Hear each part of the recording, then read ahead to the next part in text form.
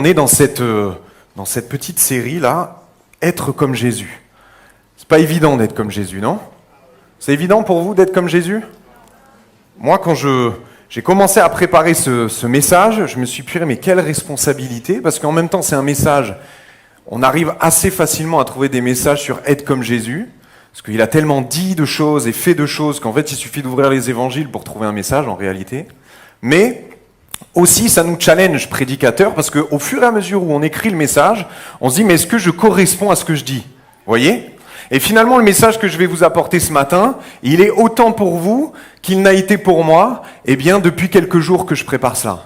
Et je remercie le Seigneur parce que sa parole, elle est infinie, elle est belle. Et puis, à chaque fois qu'on ouvre la Bible, on trouve toujours quelque chose de nouveau.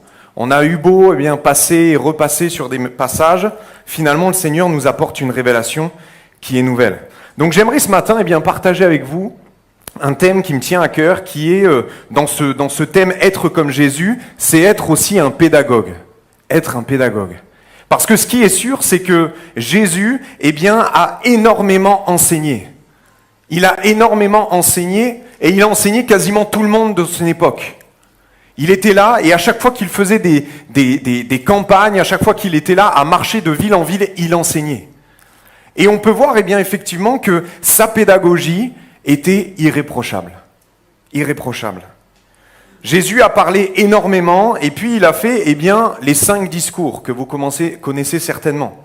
Le sermon sur la montagne, dans Matthieu 5, 7. L'instruction aux disciples, les paraboles du royaume, discours sur la vie communautaire, discours sur la fin des temps. Mais il a aussi donné des paraboles. Alors un petit jeu là, combien vous pensez qu'il a donné à peu près de paraboles dans les évangiles? Dites un nombre. C'est pas un chiffre déjà, c'est un nombre. Est-ce que vous connaissez la différence? Ok? Oui. Encore heureux, Christian, vu ton ancien travail quand même. Alors dites un nombre. 20? 30? 50? Ok. Alors, ça dépend bien sûr comment on compte, mais on est assez d'accord pour dire qu'il y en a eu à peu près 40. 40 paraboles. Parabole du semeur, le bon samaritain, le fils prodigue, les talents, etc., etc. Mais aussi Jésus, il a enseigné à travers des miracles. Il a fait le miracle de la tempête apaisée, qui nous permet de dire, effectivement, la foi face à la peur, ou la confiance en Jésus. En réalité, c'est un miracle, mais qui cache quelque part un enseignement. Il y a aussi la résurrection de Lazare, qui proclame que Dieu a la victoire sur la mort. Et l'amour de Jésus aussi. Parce que quand on voit que Jésus pleure quand il apprend que Lazare est mort, forcément, on décèle aussi l'amour de Christ, la multiplication des pains. Il a fait aussi des dialogues pédagogiques. Par exemple, avec Nicodème, la Samaritaine, le jeune homme riche, Pilate, les disciples d'Emmaüs. Et puis pour finir, il a donné à peu près 200 commandements et maximes. Des commandements qui sont souvent très courts, impactants, percutants, comme « aime ton prochain comme toi-même ». Aimez vos ennemis. Ce que vous voulez que les autres fassent pour vous, faites-le de même pour eux. Ou encore, il n'y a pas de plus grand amour que de donner sa vie pour ses amis. Donc être comme Jésus, pour reprendre les différents points qu'on a vus les semaines d'avant, effectivement, c'est être doux, c'est être bon, c'est être humble, mais c'est aussi être un bon pédagogue. Et là, peut-être la question que vous vous posez, c'est que, moi, je ne suis pas enseignant, je ne suis pas pasteur, je ne suis pas prédicateur.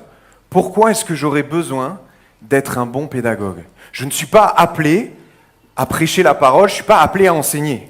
Mais moi, j'aimerais te donner déjà 3 raisons ce matin qui t'obligent à être un bon pédagogue.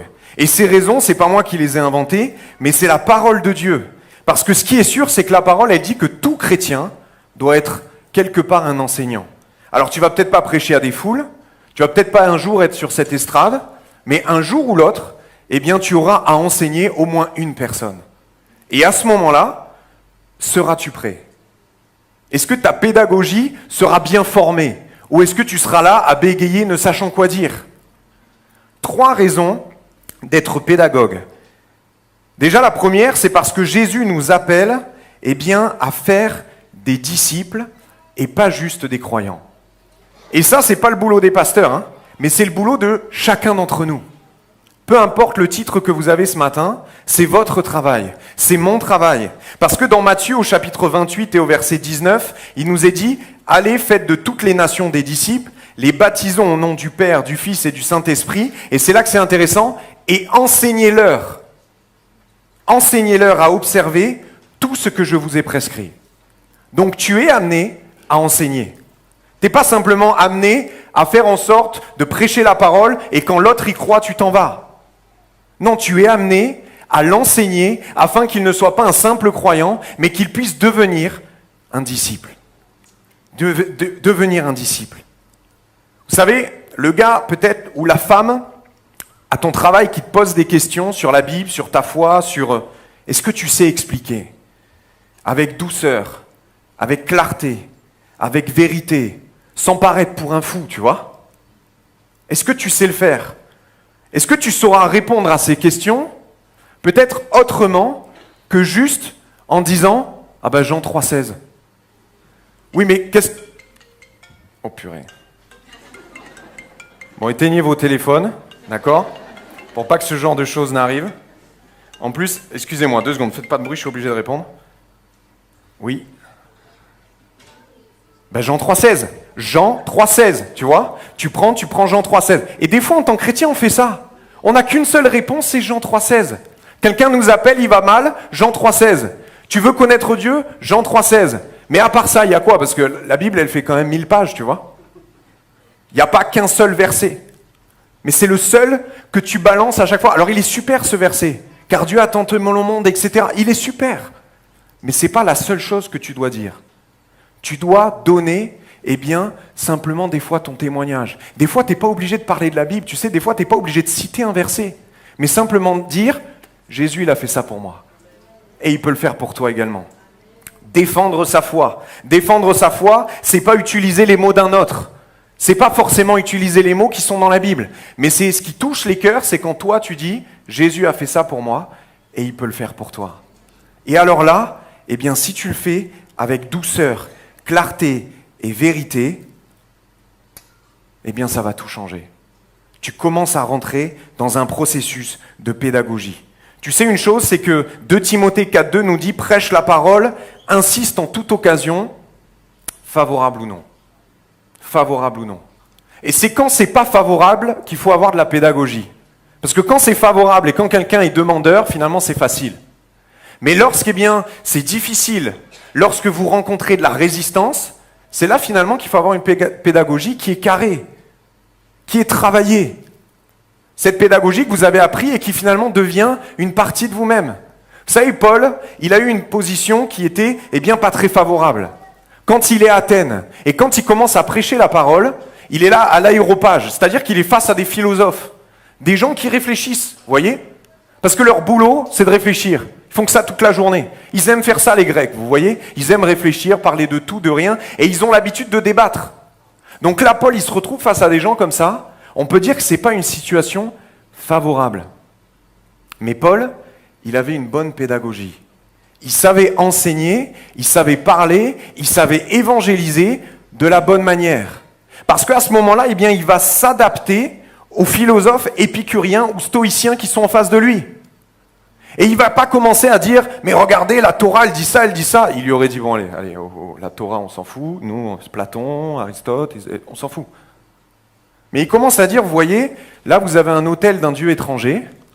Ce dieu étranger-là, moi, je le connais. » Et puis, au lieu de prêcher sur la parole, sur la Torah, il va commencer à prêcher grâce à leur écrit à eux. Vous voyez, parce qu'il y a des chrétiens, des fois, ils disent « Oui, dans la Bible, il y a écrit, il nous donne le mouvement et l'être. » Oui, mais en fait, ça, c'est une parole dans des écrits qui parlent de Zeus. Et sauf qu'en fait, à ce moment-là, vous allez avoir Paul qui va utiliser ça pour les amener à Jésus. Le but n'est pas inchangé. Le but, c'est toujours de leur parler de Jésus. Mais le moyen change. Il va utiliser et citer leur poète à eux. Il ne va pas commencer à citer des versets, il va citer leur poète à eux. Et c'est ainsi qu'il va réussir à en toucher et en amener à Jésus. Parce qu'il avait cette conscience que parfois, Et même très souvent, il faut de la pédagogie, peu importe qui se trouve en face de vous. Deuxième point de pourquoi tu dois être pédagogue, simplement parce que nous sommes appelés à nous encourager les uns les autres. Encourager les uns les autres. Colossiens au chapitre 3 et au verset 16 nous dit que la parole de Christ habite en vous abondamment, instruisez-vous et exhortez-vous les uns les autres. Nous devons nous instruire. Et quand il y a une instruction à donner, il faut de la pédagogie. Il faut de la pédagogie. Peut-être que ton pote chrétien, eh bien, est-ce que tu sais l'encourager par les Écritures, avec sagesse, discernement, douceur, clarté? Ou est-ce que tu es plutôt le chrétien moralisateur et rigide, là, qu'on fuit un peu dans les couloirs parce qu'on se dit, oh là là là, le pénible, il est là, vous voyez? Dès que je vis une difficulté, il est là, mais c'est bon, oh, Dieu a tout fait pour toi. Mais ça, c'est pas bon, ça. La personne, elle vit quelque chose de dur, de difficile, et finalement, tu es moralisateur et rigide. Heureusement que Jésus, il ne fait pas ça avec nous. Heureusement que Jésus, il a su, eh bien, nous prendre là où on était et nous emmener là où on est aujourd'hui. Et il continue chaque jour avec douceur, tranquillité. Imagine si Jésus, il réagit comme ça. Oh, tu vas aller en enfer. Eh ben, tant pis. Vous imaginez? C'est terrible. C'est pas d'être pédagogue, ça. C'est pas d'être doux. C'est pas d'être humble. Mais c'est toujours par sa manière d'enseigner, finalement, on peut, eh bien, des fois, avoir l'impression que la personne se sent au-dessus. Qu'elle, elle est dans le ciel et nous, on est sur la terre, là, à galérer. C'est pas la pédagogie. Est-ce que tu sais enseigner avec sagesse, douceur, discernement? Ou est-ce que tu es moralisateur, rigide ou même brouillon? Brouillon. Est-ce que tes conseils sont un mélange entre psychologie de comptoir et un peu de Bible? Ou est-ce que tes conseils sont inspirés du Saint-Esprit? C'est une question qu'on doit se poser parce que des fois, moi, il y a des psychologues, quand je lis ce qu'ils disent, ça me plaît. Vous voyez? Et c'est pas mal en soi. Il y a des bonnes phrases. Mais ce qui change une vie, c'est pas une belle phrase, c'est la parole de Dieu. Alors enseigne. Tu sais, moi, un des versets que je préfère dans la parole, et c'est quelque part le secret de la pédagogie de Christ, ça se trouve dans Ésaïe au chapitre 11 et au verset 2. Il est dit, « L'Esprit de l'Éternel reposera sur lui. Esprit de sagesse », il est parlé de Jésus bien sûr, « esprit de sagesse et de discernement, esprit de conseil et de puissance, esprit de connaissance et de crainte de l'Éternel. » Je fais une petite pause dans cette prédication pour vous présenter le sponsor de cette... Bon, c'était la seule qui était disponible, vous avez bien compris. Esprit de sagesse, de connaissance, de crainte de Dieu, et pas l'esprit du monde. La bonne nouvelle, c'est que si tu te considères comme un mauvais pédagogue, eh bien dans Galates au chapitre 4 au verset 6, il est dit « Dieu a envoyé dans nos cœurs l'Esprit de Christ ». Donc tout ce que je viens te lire sur Ésaïe, tu l'as en toi. Mais faut-il encore que tu en prennes conscience et que tu pries Dieu en disant « Seigneur, je veux avoir du discernement. Je veux avoir de la sagesse. Je veux être quelqu'un qui va encourager. Je veux être quelque part ce Barnabas, qui veut dire celui qui encourage. Je veux être ce Barnabas. » Troisième point, parce que nous devons transmettre la foi à la génération suivante. Dans le Shema Israël, qui est un texte majeur de l'Ancien Testament, dans Deutéronome au chapitre 6, Dieu va donner des lois à Israël. Et il va commencer comme ça. « Écoute Israël, l'Éternel notre Dieu est le seul Éternel. Tu aimeras l'Éternel ton Dieu de tout ton cœur, de toute ton âme et de toute ta force. Les commandements que je te donne aujourd'hui seront dans ton cœur. » Et tu sais ce qui suit, la première chose que dit Dieu, c'est qu'il ne commence pas à donner les commandements. Mais il va dire, tu les inculqueras.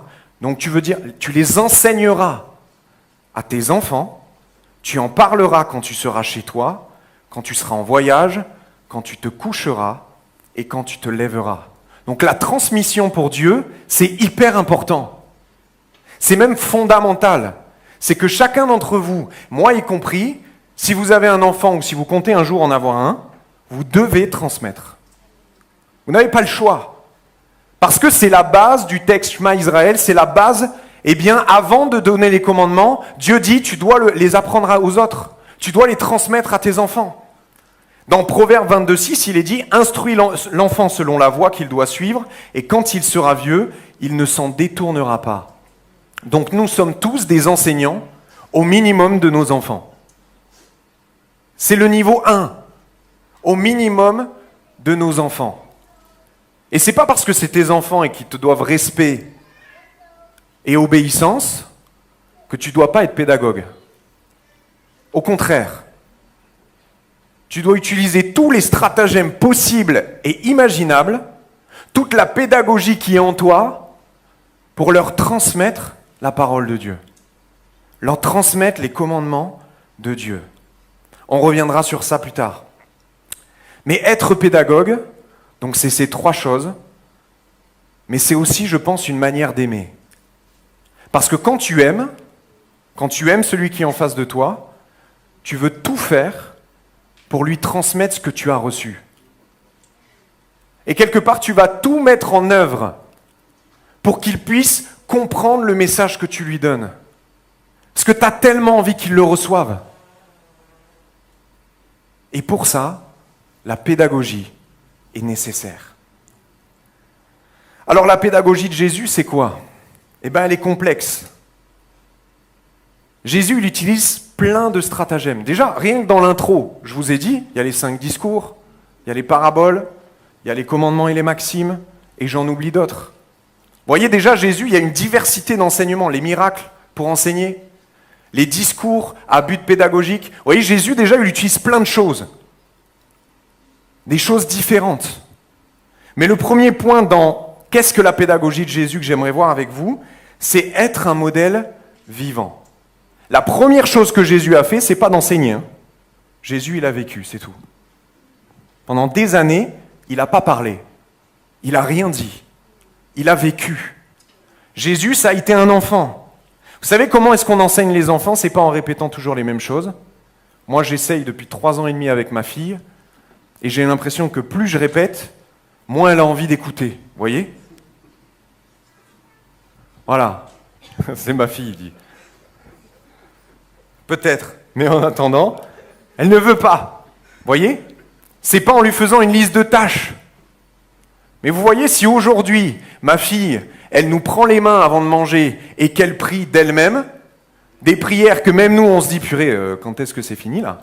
Parce qu'elle fait sa liste de courses, elle fait sa liste de Noël avant l'heure, vous voyez ? Et Jésus, je veux ci, et Jésus, je veux ça, et bénis les aliments, et fais qu'on dorme bien, merci pour le ventilateur, merci pour les rideaux, vous voyez, on en est là, quoi. Au bout d'un moment, on lance un grand « Amen !» Et là, elle comprend qu'il faut... Bon, c'est bon, là, j'ai tout énuméré. La dernière fois, elle me dit, oui, je lui dis, regarde, merci Seigneur, t'as vu, on mange là, on a plein de trucs à manger, merci Jésus. Et elle dit, ben oui, mais moi, j'aimerais bien que Jésus me donne des framboises. Vous voyez ? Bon, les framboises, c'est un peu cher, on attend l'hiver pour que Jésus donne des framboises, vous voyez ? Mais la réalité, elle est là, c'est qu'en fait, si elle a ce genre de comportement, c'est pas parce que je lui ai dit de prier, c'est parce qu'on l'a fait, parce qu'on montre. Et vous aurez beau dire à votre enfant, prie, prie, prie, prie, prie, ça ne marchera pas si votre enfant ne vous voit pas prier. Si vous avez envie que votre enfant, ça devienne une femme ou un homme de la parole, il faut la lire, et vous cachez pas dans votre chambre pour le faire. C'est vrai que le verset « rentre dans ta chambre », oui, il est bien.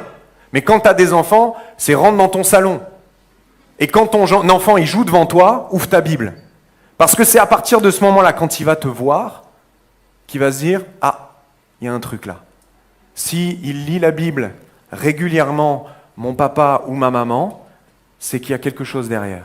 C'est que ça peut être utile. Donc, comment on enseigne les enfants ? C'est en étant. C'est en faisant. Et Jésus a commencé, à enseigner par les actes avant d'enseigner par les mots. Et trop souvent, on veut enseigner avant de vivre. On veut prêcher avant de servir. Jésus a d'abord été un fils, Jésus a d'abord été un frère, Jésus a d'abord été un serviteur, Jésus a d'abord été un apprenti menuisier, Jésus a été d'abord un menuisier. Vous imaginez, Jésus faisait des tabourets. Il était là et son père, il devait lui dire, tu prends ce bout de bois, bon, tu limes, tu ponces, parce que les menuisiers, c'est ça, tu ponces, et au bout d'un moment, t'assembles ça comme ça. Ah ok, d'accord. Bon, accessoirement, il avait créé la terre et les cieux, vous voyez? Mais il a accepté dans son humanité de se dire, bon, il faut que j'apprenne à faire des tabourets, c'est comme ça, c'est le jeu, parce que je suis là pour montrer l'exemple. Je suis là pour montrer l'exemple. Il s'est fait baptiser d'eau et d'esprit, non pas parce qu'il avait besoin de se repentir, mais parce qu'il voulait montrer la marche à suivre. Et vous savez quoi, le premier miracle de Jésus, avant même qu'il enseigne, il a fait un miracle. Dans quel but? Sauver un mariage. Les noces de Cana. Pas un seul enseignement n'était sorti encore de sa bouche. Mais il a fait, il a vécu. Donc déjà, la pédagogie de Jésus, c'est qu'il montre avant de dire, il vit avant d'expliquer. C'était un exemple, et parce que c'était un exemple, c'était un bon pédagogue. Rien de plus. Si tu n'es pas un bon exemple, tu auras beau faire tout ce que tu veux. Ça ne marchera jamais, les gens ne te suivront pas. Te suivront pas. L'origine du mot pédagogue, je ne sais pas si vous savez, mais bon, j'ai pas l'accent et je ne parle pas grec. Excusez-moi ceux qui le font dans cette salle, mais c'est le grec ancien, pédagogos, lui-même formé de deux racines. Donc, vous avez ici, c'est noté, païs qui veut dire enfant, et ago qui veut dire conduire et guider. Et en fait, c'était un serviteur de luxe, vous voyez, que les familles aisées se payaient simplement pour emmener l'enfant à l'école. Ce n'était pas le maître d'école, c'était celui qui emmenait l'enfant à l'école, qui le préparait, qui l'emmenait à l'école, qui, quand il finissait l'école, allait le rechercher, le ramener à la maison. En fait, c'était celui qui vivait H24 avec lui. Souvent, dans les films un peu romains, etc., vous voyez toujours, il y a une sorte de mentor qui est un peu un serviteur. C'est souvent lui, en fait, le pédagogue. Et le pédagogue, l'enfant, il voyait le pédagogue vivre. Et le but du pédagogue, c'était de montrer un bon exemple à l'enfant. Parce que c'est lui qui lui enseignait comment s'intégrer dans la société. C'est lui qui lui faisait faire les devoirs le soir. C'est lui qui lui apprenait tout ce que l'enfant savait, en fait. Vous voyez? En dehors de l'école, c'est lui qui apprenait tout. Parce que les parents, le père était sûrement en politique, et la mère avait autre chose à faire. Donc elle payait quelqu'un. Le pédagogue, c'est celui qui accompagne, c'est celui qui conduit, c'est celui, comme c'est écrit, qui guide. C'est pas celui forcément qui impose, c'est celui qui accompagne. Qui accompagne. Et c'est exactement ce que Jésus a fait avec ses disciples. Il a marché avec eux, il a enseigné, il a corrigé, il leur a appris les lois du ciel. Il leur a appris les lois du royaume. Il leur a appris à s'intégrer dans la vie spirituelle. D'après ses enseignements, il a simplement vécu avec eux. Parce qu'au-delà de tout ce qu'il a dit, vous voyez, à la fin, il est dit, quand je serai parti, Jésus parle à ses disciples, quand je serai parti, je vous enverrai le consolateur qui vous rappellera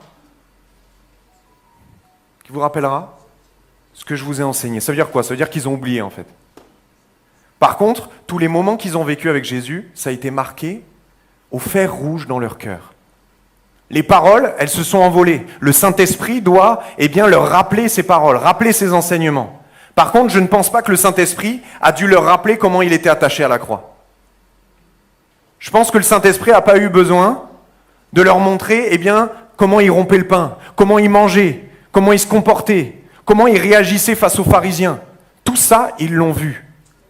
Et l'exemple est resté au fond d'eux. Qu'a fait Jésus dans Jean 13? Il a lavé les pieds des disciples. Il a encore une fois montré avant d'enseigner. Et lorsqu'il a fini de laver les pieds des disciples, il dit, « Si donc je vous ai lavé les pieds, moi le Seigneur et le Maître, vous devez aussi vous laver les pieds les uns les autres, car je vous ai donné l'exemple. » Encore une fois, l'exemple avant l'enseignement. L'exemple avant l'enseignement. Deuxième point de la pédagogie de Jésus, c'est adapter le discours à l'élève. Le bon pédagogue va chercher à être pertinent en s'adaptant à la personne. C'est pas l'inverse, c'est pas la personne qui s'adapte au pédagogue. C'est le pédagogue qui s'adapte à la personne qu'il doit enseigner. Il va prendre en compte son éducation, son caractère, ses forces, ses faiblesses. Il va tout prendre en compte pour pouvoir donner de manière que ce soit judicieux. Le bon pédagogue ne va pas édulcorer ou diluer son enseignement. Mais par contre, il va modifier le moyen d'arriver à son but. Le but, comme Paul au début à Athènes, c'est de prêcher Christ. Par contre, il n'y a pas qu'une manière de le faire. Il n'y a pas qu'une manière de le faire. Donc je vais m'adapter. Et dans Jean 3, on voit ça. Vous savez, Jean 3 et Jean 4, c'est un bel exemple de pédagogie. C'est 2 chapitres qui se suivent. Et en fait, Jésus, il va parler à 2 personnes différentes. Il va parler dans Jean 3 à Nicodème. Alors Nicodème, qui c'est? Nicodème, c'est un homme religieux qui fait partie des pharisiens, membre du Sanhédrin, qui est l'élite juive. C'est un homme instruit, c'est un homme influent, c'est un homme qui réfléchit toute la journée, vous voyez? C'est un homme respecté, il a étudié toute sa vie et il a enseigné toute sa vie. Jésus lui dit, au bout d'un moment dans le discours, tu es un maître en Israël. C'est qu'il enseigne, vous voyez? Les gens l'appellent rabbi, il enseigne. Et donc quand il va lui parler d'une manière assez difficile à comprendre. Mais parce qu'il s'adapte à lui, il s'adapte à son niveau, un niveau qui est élevé. Il va lui dire, il faut que tu naisses de nouveau. Il va utiliser des termes théologiques qui nécessitent une connaissance pointue de la parole. Il va évoquer l'esprit, il va évoquer le royaume, il va évoquer la régénération. Il cite Moïse, comme Moïse éleva le bâton dans le désert. Donc, il sait qu'il a une connaissance de la Torah parfaite. Certainement qu'il devait connaître d'ailleurs la Torah par cœur. Donc, il cite des passages de l'Ancien Testament. Et on y revient toujours. C'est là qu'il va donner Jean 3,16. En fait, au-delà de ça, nous, ça nous semble évident maintenant, mais à l'époque, il est en train de donner une révélation à Nicodème en lui disant, mais en fait, quiconque croit. Donc en fait, il est en train de lui dire, avant que les disciples ne l'aient compris, qu'un jour ou l'autre, il n'y aura pas que les Juifs, mais il y aura le monde entier. Que lorsque le monde entier croira en Dieu, eh bien, simplement, ils seront sauvés. Donc il est en train de lui donner des révélations. Et Jésus même va confronter son orgueil spirituel. Tu es peut-être un maître en Israël, mais tu ne sais pas ces choses. Il va le confronter. Parce que là, c'est pas qu'il a envie de le titiller ou de le mettre en rogne. C'est parce que dans la mentalité de l'époque, les maîtres juifs, c'était celui qui avait le plus de connaissances, qui était le chef de l'autre. Et là, Jésus est en train de lui dire, j'en connais plus que toi. En fait, il parle son langage. Et Nicodème ne va pas s'offusquer. Nicodème va comprendre que Jésus est au-dessus de lui. Et il va accepter son enseignement. Il va accepter de perdre son statut de maître pour le donner à Jésus. Parce que Jésus va lui dire, moi je sais, toi tu sais pas. Alors écoute ce que je te dis. Et c'est ce qu'il va faire. Donc vous voyez, il y a un certain niveau. Et dans Jean 4, Jésus parle de la même chose à une autre personne qui est la Samaritaine. Cette femme au bord du puits. Même chose, le but est le même. Mais la manière de présenter, eh bien, c'est complètement différent. C'est qui? Une femme samaritaine. Donc déjà, les Samaritains, je ne sais pas si vous savez qui c'est, mais ils étaient détestés des Juifs. Pourquoi? Parce que lorsqu'il y a eu la déportation, en fait, le principe, c'était de déporter un peuple de son pays d'origine et de mettre un peuple d'ailleurs, qu'on déportait aussi, à la place. Donc les Samaritains, c'est ça. C'est des gens du bout du monde, et qu'on a pris et on les a mis. Et quand ça a été fait, on a déclaré Samarie comme la capitale de ce nouveau peuple en Israël. Donc en fait, c'est des intrus pour Israël. En plus de ça, les Samaritains, ils ont chopé les enseignements des Juifs, ils les ont mixés avec leur Dieu à eux. Du coup, les Juifs, abomination totale, ils les détestent. Mais Jésus va la voir. Une femme seule, venue à l'heure chaude, pour éviter certainement les autres par honte. Par honte, pourquoi? Parce que c'est une femme brisée, marquée par l'instabilité émotionnelle, sentimentale. Elle a eu 5 maris. Vous voyez? Aujourd'hui, déjà, si tu divorces 5 fois, sans parler d'église, dans la société, si tu divorces 5 fois, tu te remaries 5 fois, non, ça fait beaucoup, non, tu divorces 5 fois, et tu restes avec le dernier, eh bien la réalité, c'est que déjà, on se dit, bon, il doit être pénible, lui. 5 personnes qui ne l'ont pas supporté, quand même. Mais à l'époque, il y a 2000 ans, inconcevable. Déjà, vous arrivez en 1900 en France, c'est déjà inconcevable. Vous voyez, il y a déjà 100 ans, c'est inconcevable. Imaginez, il y a 2000. Et Jésus va venir. Il va l'aborder par un sujet simple. Pas de régénération, pas de tout ça. Pas de naissance, il faut que tu naisses de nouveau. Il va lui dire, tu peux me donner à boire, j'ai soif. Sujet simple. Tout le monde comprend ça. J'ai soif. Là, par exemple, j'ai soif. Donc je vais boire. j'ai soif. Et Jésus va commencer tranquillement à discuter avec elle. Tranquillement.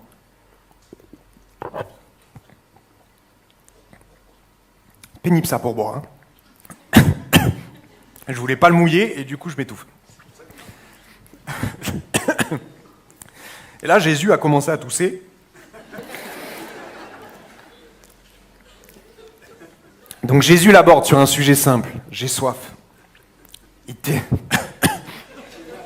Bon, je vais reboire du coup. Il ne parle pas de théologie complexe. Il utilise un langage doux, accessible, imagé, concret. Et il va quand même lui révéler des choses incroyables. Il va lui révéler qu'un jour, comme à Nicodème, mais d'une manière différente, sur toute la terre, on louera Dieu. Il lui dit, il arrivera un jour où en fait ce ne sera pas à Jérusalem qu'on adorera, mais ce sera en esprit et en vérité. Et vous savez ce qu'il va faire à cette femme ? C'est un privilège rare dans le Nouveau Testament, c'est qu'il va lui dire aussi qu'il est le Messie. Il l'a fait qu'à 5 personnes dans tout le Nouveau Testament, et il y en a 2, c'est parce qu'il allait mourir. C'est-à-dire qu'il l'a fait, à la Samaritaine. Il l'a dit aux disciples, bon je les compte comme un groupe, donc 2, ok ? Et il l'a dit à l'homme né aveugle. Et ensuite il va le dire à Pilate et à Caïphe, mais il est déjà quasiment sur le bois cloué. Hein. Donc on va dire que de manière libre, lorsqu'il n'est pas enchaîné, lorsqu'il n'est pas déjà frappé, roué de coups, lacéré, prêt à mourir sur la croix pour que nos péchés soient pardonnés, il l'a dit à 3 personnes. Et elle en fait partie. Accessible, simple. Le même message, mais pas la même manière de le donner. Ça, c'est le deuxième point. Dieu agit différemment. Et moi, j'aimerais te dire une chose, c'est que ce que Dieu t'a enseigné par le Saint-Esprit dans ta vie, le message que tu as reçu, peut-être que Dieu t'a révélé et te dit, bon ça craint un peu, bon, change quoi. Mais en fait, si toi tu prends ce message et tu vas le donner à un autre, regarde, Dieu il m'a dit de changer, il m'a dit de supprimer ça parce que ça ne va pas dans ma vie, bah toi aussi fais pareil. Mais le message que reçoit Christian et le message que je reçois moi de Dieu, certes c'est le même, mais le moment n'est peut-être pas le bon. Parce que dans le cursus que nous suivons tous avec Dieu, le point d'arrivée c'est sa présence, le point d'arrivée c'est de lui ressembler. Mais par contre, il y a des choses que moi je vais devoir régler, que peut-être Christian n'aura pas besoin de régler, ou peut-être qu'il devra les régler, mais dans 10 ans. Et moi, peut-être que ce que lui, il a déjà réglé, j'ai même pas conscience que je fais mal, vous voyez ? Parce que le Saint-Esprit, il ne me communique pas ces choses-là encore. Je ne suis pas capable de les recevoir. Et nous, on va charger les autres d'un poids lourd, d'un fardeau, et des fois, on est semblable aux pharisiens. Jésus leur a dit, vous mettez des fardeaux sur les gens que vous-même, vous ne voulez pas porter. Si Dieu te parle, c'est à toi qu'il le fait. C'est pas au voisin, c'est pas à l'autre. C'est pas à l'autre. Tu as peut-être décelé des choses en lui, et ben garde-le pour toi. Tu peux peut-être prier, oui, tu peux le faire. Tu peux dire, Seigneur, révèle-lui. Mais si Seigneur, il te dit, ouais, mais je dois le faire dans 10 ans, là j'ai autre chose pour lui. Je dois lui apprendre d'autres choses. La Bible nous dit, dans Luc 6, « Pourquoi vois-tu la paille qui est dans l'œil de ton frère et n'aperçus-tu pas la poutre qui est dans ton œil ? Occupe-toi déjà de ta poutre et on verra pour l'autre. » Voyez ? Je paraphrase, mais c'est ça. En fait, occupe-toi de tes affaires, quoi. Occupe-toi de toi. Prie pour l'autre, mais occupe-toi de toi. Autre point, j'avance un peu, mais Jésus accepte les erreurs et laisse place au processus. Mon troisième point, ouais. Troisième point de la pédagogie de Jésus. Jésus accepte les erreurs et laisse place au processus. 2 erreurs, je passe rapidement sur ce point, mais Marc 9, Pierre va reprendre Jésus parce que Pierre va se sentir, crédible et apparemment assez fort spirituellement pour dire à Jésus ce qu'il doit vivre. Ou dans ce cas-là, plutôt ce qu'il ne doit pas vivre. Mais non, à Dieu ne plaise, bien ça ne t'arrivera pas. Alors que Jésus est en train de parler qu'il va souffrir sur la croix. C'est le plan en fait. Vous voyez, c'est là le but. Mais lui, il va se croire au-dessus. Pierre va se prendre une petite réflexion sympa. Et puis, Jésus ne va pas le rejeter. Jésus sait que c'est dans son processus. Il sait que Pierre, dans son processus, va le renier. Mais il lui pardonne déjà d'avance. Un autre exemple quand même fort, c'est dans Luc 9, Jacques et Jean. Ils veulent arriver près d'une ville, et la ville ne veut pas les accueillir. Et là, Jacques et Jean, dans leur douceur, ils vont dire, Seigneur, est-ce que tu veux qu'on prie pour que le feu du ciel vienne les consumer? Est-ce que non mais vous vous rendez compte, c'est des tarés en vrai. Les mecs sont prêts à tuer femmes et enfants de toute une ville parce que les mecs ont dit, on ne veut pas de vous. Est-ce que vous vous rendez compte? C'est un génocide quasiment. Et là, Jésus, il dit, oh là tu sais pas ce que tu dis là. En fait, tu dis n'importe quoi. Jésus va lui dire, je paraphrase, mais moi je suis venu pour sauver les gens, pas pour les tuer en fait. Et puis tu sais ce qui est écrit après? Ils continuèrent à marcher. Genre rien ça va quoi. Ils se sont pas fait virer. Moi, humainement, je serais dit, mais lui c'est un fou lui. On fait une lettre on le vire, c'est fini. Mais non, il va continuer parce qu'il sait que c'est un processus. Et que Jacques et Jean, eh bien, quand Jésus va partir et qu'ils vont faire leur écrit, eh bien, la réalité, c'est que ça va être des écrits remplis d'amour. Ils ont changé, ils ont évolué. Parce que Jésus, eh bien, a accepté leur erreur. Il a accepté leur erreur. Parce qu'il savait que dans le processus, c'était nécessaire. Autre point, la pédagogie de Jésus, c'est que Jésus se répète encore et encore. Vous savez, quand Jésus est venu sur terre, ça fait environ 1300 ans que la Genèse a été écrite. C'est-à-dire que la loi et tout a suivi, donc facilement, la période intertestamentaire, c'est 400 ans. Okay, donc c'est entre le dernier livre de l'Ancien Testament et Matthieu, le livre de Matthieu. Donc il y a plusieurs siècles que les Juifs étudient la Torah, étudient la loi de Dieu, et quand Jésus arrive, ils n'ont toujours rien compris. Ils ont eu des centaines d'années pour comprendre ce qui était dit, et ils n'ont toujours rien compris. Et Jésus va répéter, et il va répéter, et il va répéter, et il va encore répéter. Il va accompagner les lenteurs d'apprentissage. Il y en a qui comprennent plus vite, il y en a qui comprennent plus lentement. Mais il va accompagner ça. Les disciples, on l'a vu avec 2 exemples au-dessus, ils sont souvent à côté de la plaque. Hein. Et pourtant, Dieu va les accompagner. Jésus va les accompagner. Ils vont se disputer pour la grandeur. Mais qui est le plus grand? Qui est le plus grand? Est-ce que je pourrais être assis à côté de toi au ciel? En gros, je veux prendre le dessus sur les autres, vous voyez? Ils vont faire des appels à la vengeance. Ils sont à côté de la plaque, complet. Mais Jésus va répéter. Et la réalité, c'est que nous aussi, si nous voulons être comme Jésus, on doit être patient. Alors la patience, c'est dur. Hein. Moi, je ne suis pas un grand fan de la patience, vous voyez? Mais la réalité, c'est que c'est indispensable. Parce que si tu comprends la grâce de Dieu, et tu comprends que Dieu est chaque jour patient avec toi, comment peux-tu être impatient avec l'autre? Parce que la Bible nous dit quoi? Tu seras jugé selon la manière dont tu as jugé les autres. Si tu es quelqu'un d'impatient, colérique, au ciel, tu vas te prendre des tartes. Tu vas prendre cher. Tu seras jugé comme tu as jugé les autres. Si tu es intransigeant, Dieu il sera intransigeant avec toi. Donc fais gaffe, sois le plus gentil là. Sois le plus compatissant, le plus patient. Malgré nos années de conversion, il y a encore tellement de choses à changer. Tu sais, il y a autant de choses à changer chez celui qui est depuis 30 ans à Christ que dans toi si tu t'es baptisé il y a une semaine là. Il y a autant de choses. C'est infini les changements qu'on doit faire. Infini.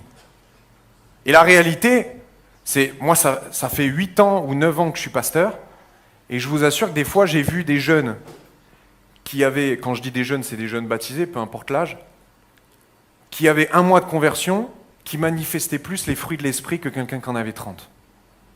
Donc le temps, ça n'a aucune importance. Ne te sens pas au-dessus si ça fait longtemps. Tu as autant de choses à changer que l'autre. Autant. Autre point, Jésus pose des questions plutôt que d'imposer ses réponses. faire réfléchir et responsabiliser. D'où le chant après la prêche, là. Je trouve une excuse dans la prêche. Bon. Réfléchir et responsabiliser. Plutôt que de donner une vérité toute faite, Jésus va dire « Et vous ?» Quand les disciples vont lui dire « Il y en a, ils disent ça de toi, ça de toi. » Il pourrait dire « Mais moi, je suis le Messie. » Mais il va dire « Et vous, vous dites quoi de moi? Qu'est-ce que vous pensez? Qui je suis ?» Alors là, Pierre, il a eu juste, mais il aurait pu avoir faux. Et puis une autre question. Lorsque un docteur de la loi va venir le voir, il va dire « Mais que lis-tu dans la Torah? Que lis-tu dans la loi ?» Réponds à ta propre question. Tu es un docteur de la loi, réponds. D'après la loi. Il pousse ses interlocuteurs à penser, à s'impliquer dans la recherche de la vérité, et pas seulement leur dire c'est comme ça et pas autrement. Réfléchis, prie, demande au Saint-Esprit de t'éclairer. Lis la Bible, et ça va venir. Ça va venir. Si tu viens à l'église en te disant que le boulot du pasteur c'est de t'enseigner, tu fais une erreur. En réalité, le boulot du pasteur c'est de partager la parole, certes, mais le premier enseignant qui s'enseigne lui-même, c'est toi. Tu lis la Bible, tu te poses des questions, tu lis des livres théologiques, les bons, hein, et puis tu fais en sorte d'y répondre par toi-même. Et si tu ne trouves pas, va poser la question à quelqu'un qui sait peut-être, ou peut-être qui ne sait pas. Mais en tout cas, ce qui est sûr, c'est que vous vous mettrez tous les deux en prière et vous demanderez à Dieu la réponse. Dieu nous appelle à réfléchir. Ce message-là, ce matin, ne faites pas juste « je le gobe et je dis oui, amen » à tout ce qu'il dit. Réfléchissez, éprouvez la parole. Aidez les autres à grandir, mais par eux-mêmes. Il n'y a que comme ça qu'on apprend en réalité. Il n'y a que comme ça.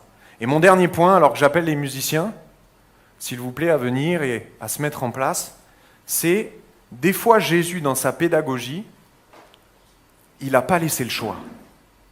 Là, ça peut sembler contradictoire avec ce que je vous dis depuis le début, mais des fois, il n'a pas laissé le choix. Il a dit, c'est comme ça et pas autrement. Alors tu dis, ouais, tu te contredis. Mais non, parce que Jésus s'adapte. S'adapte à la situation, s'adapte à la leçon qu'il veut donner, s'adapte aux gens qui sont en face de lui.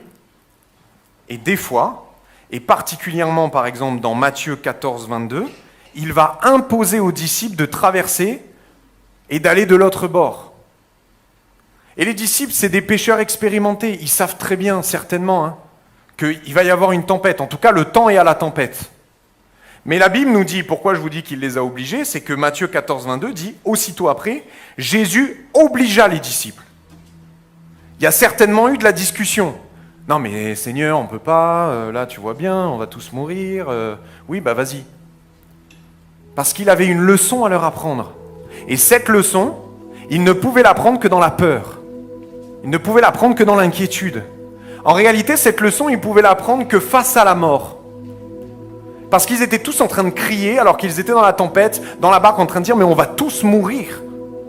Mais la réalité, c'est que oui, ils allaient mourir. Mais Jésus est intervenu. Et c'est à ce moment-là qu'ils ont pu apprendre une des leçons les plus importantes certainement de leur foi, c'est que peu importe où ils se trouvent, peu importe dans quelle situation ils se trouvent, Jésus les voit. Et Jésus vient à leur secours. Jésus vient les aider. Jésus n'a pas besoin de respecter les lois physiques pour venir t'aider. S'il a besoin de marcher sur l'eau, c'est le Fils de Dieu. Voyez ? Moi, ça m'interpelle parce que les gens souvent se moquent en utilisant ce texte. Jésus marche sur les eaux. En fait, c'est souvent leur argument pour essayer de dire mais c'est complètement fou. Mais par contre, tu leur dis oui, Dieu il a créé la terre et le ciel. Ben là, ça va. Voyez ? C'est-à-dire qu'il a créé l'eau, accessoirement, ça en fait partie. Il a créé la terre, il a créé les continents, il a créé le soleil, il a créé l'espace. Ça, ils te disent bon oui, je veux bien le concevoir. Si on croit en Dieu, on peut le concevoir. Par contre, celui qui a créé la terre, le ciel, l'eau, la terre, tout ce que tu veux, qui marche sur l'eau, non, ah ben non, ça non. Mais c'est lui qui a créé les lois physiques en fait. C'est lui qui a créé le temps. C'est lui qui a créé tout ça. Pourquoi il n'aurait pas le droit de marcher sur l'eau ? Pourquoi ? Vous voyez, des fois on a tendance à limiter Dieu. Vous savez, moi je suis dans une formation en ce moment et on discute pas mal. Il y a des gens qui sont d'autres confessions de foi et on discute. Et souvent revient le terme mais Dieu, finalement, il n'a pas que ça à faire de se mettre dans le corps d'un homme, de vivre la vie d'un humain, pour mourir sur une croix pour nos péchés. Et moi, à ce passage, je ne cherche pas à négocier 10 ans. J'aurais répondu, mais en fait, si Dieu est Dieu, il fait ce qu'il veut. T'es qui pour lui dire ce qu'il a à faire? S'il a envie de faire ça, pourquoi il ne le fait pas? Ah oui, t'as raison, parce qu'il croit en Dieu. Il croit dans sa puissance, il croit dans le fait qu'il est maître de tout. Et s'il a envie de le faire, pourquoi il ne le ferait pas? S'il a envie de marcher sur les eaux, pourquoi il ne le ferait pas? La réalité, c'est que Dieu est prêt à faire l'impossible pour venir te chercher. Il est prêt à faire l'impossible, pour venir te sauver. Et des fois, il te met dans une situation très désagréable. Une situation impossible. Une situation difficile. Il te met dans cette situation et il te regarde. Et toi, tu dis, mais Seigneur, pourquoi tu m'as obligé à être là? C'est quoi ce truc-là? Et en fait, sa réponse, elle est simple ce matin. C'est je t'ai mis là parce que j'ai quelque chose à t'apprendre. Et cette chose-là, tu peux l'apprendre.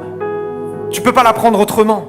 Je suis obligé. Dieu ne le fait pas pour nous punir. Dieu ne le fait pas pour nous dire, tiens, voilà, allez, bien fait, ça va lui apprendre, ça va le rappeler que je suis maître. Non, il fait pas ça pour ça. Il fait ça parce que c'est le seul moyen de t'apprendre ce que tu as à apprendre. Des fois, ne pas laisser le choix. Vous savez, le meilleur... je veux partager juste ça pour finir avec vous, dans le principe de ne pas laisser le choix. Peut-être vous allez me prendre pour un fou, bon, c'est pas grave.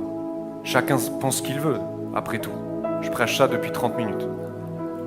Vous savez, des fois, j'ai entendu des parents, dans le principe d'être pédagogue, d'apprendre à ses enfants à vivre. J'ai entendu, mais moi, je laisse le choix à mes enfants de venir ou pas à l'église. Alors, je nuance mon propos. Au bout d'un certain âge, bien sûr. Bien sûr. Je veux dire, pour moi, chacun détermine l'âge qu'il veut, mais déjà, 16, 17, 18 ans, c'est mon avis. Mais quand on a un enfant à 12 ans, je l'ai déjà vu, c'est pour ça que je vous le dis. 12 ans, 13 ans, j'ai du mal à concevoir qu'on lui laisse le choix de venir à l'église. Pourquoi?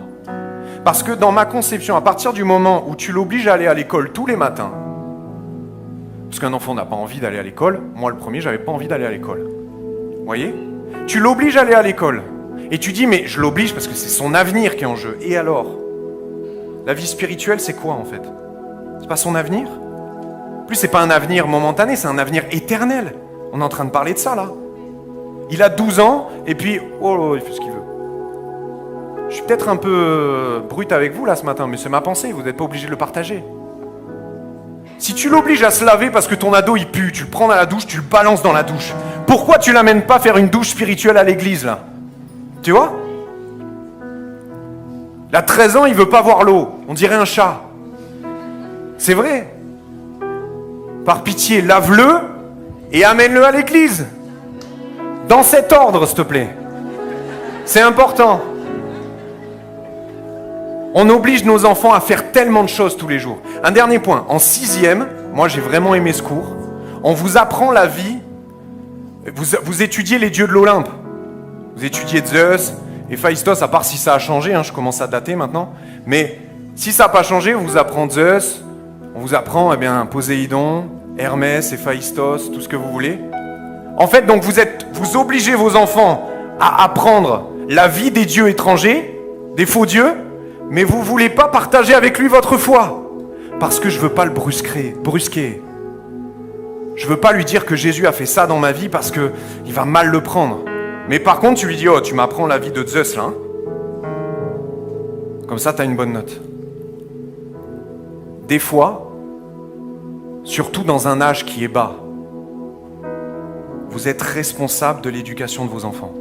Nous sommes responsables.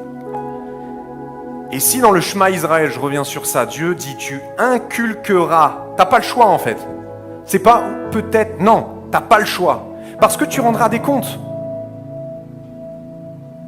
Tu inculqueras. Proverbe 22, je vous le relis. Instruis l'enfant selon la voie qu'il doit suivre.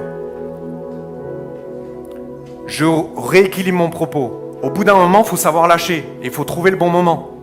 Parce qu'après, tu dégoûtes au bout d'un certain âge. Mais pour moi, quand l'âge est bas, et tant que tu l'obliges à aller à l'école, j'ai du mal à concevoir que tu ne lui dis pas « Viens, on va à l'église ».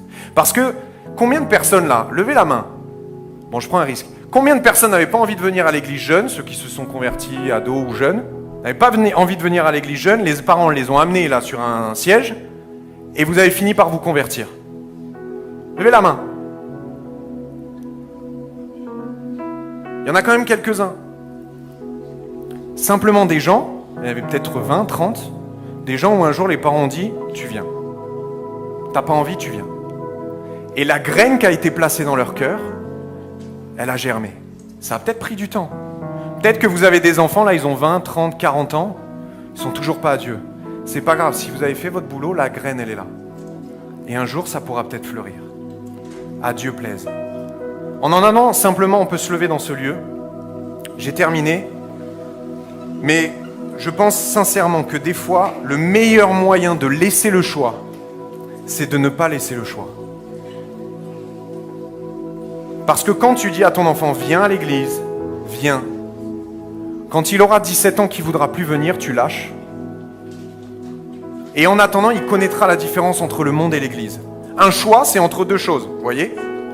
Si par contre, il n'a jamais connu l'église, mais qu'il connaît le monde, parce que le monde se fera connaître à lui, en réalité, tu ne lui as pas laissé le choix. Donc des fois, Dieu, pour revenir sur le thème, ne nous laisse pas le choix à nous aussi. Parce qu'il sait que c'est bon. Il sait que c'est bon. Il sait que c'est bon pour nous. Alors simplement, pendant qu'on ferme les yeux, j'aimerais, faire une prière avec vous. J'aimerais simplement vous encourager peut-être ce matin, après tout ce qu'on a partagé ensemble, à vous engager personnellement et dire « Seigneur, j'avais pas bien peut-être compris l'importance d'être pédagogue, mais je veux le devenir. Parce que comme cette série me dit, je veux être comme toi. Alors si tu es pédagogue, je veux être pédagogue. Si tu as pris le temps d'apprendre avec douceur, clarté, humilité, si tu as pris le temps de t'adapter, si tu as pris le temps de répéter encore et encore, je veux faire tout ça. Tu n'y arriveras peut-être pas du jour au lendemain, on est tous en chemin. Mais le plus important avec Dieu, c'est de commencer.